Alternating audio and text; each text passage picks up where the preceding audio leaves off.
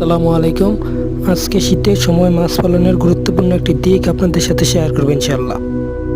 আপনারা জানেন শীতের সময় মাছে অনেক ভাইরাসের আক্রমণ হয় এবং অনেক মাছ মারা যায়।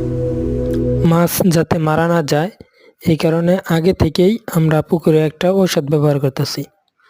আর এই ওষুধটা হইতেছে লবণ, এবং লবণের সাথে ফিশ ওয়ার্ল্ড কোম্পানির একোয়া নামে একটা ওষুধ আছে, যা অতি উচ্চ মাত্রায় ব্যাকটেরিয়া এবং ভাইরাস নির্মূল করতে ব্যবহৃত হয়। পানির গভীরতা যদি 4 থেকে 5 ফিট হয় তাহলে আপনারা প্রতি শতকে 1 ml করে একোয়া এবং প্রতি 5 শতকের জন্য 1 কেজি করে লবণ ব্যবহার করবেন।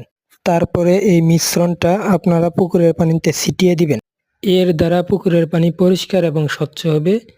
এছাড়া মাছের যে শ্যাওলা জাতীয় রোগগুলা হয় এই রোগগুলা থেকে মাছ সুরক্ষা থাকবে ইনশাআল্লাহ। আর আমরা 5 থেকে 6 বছর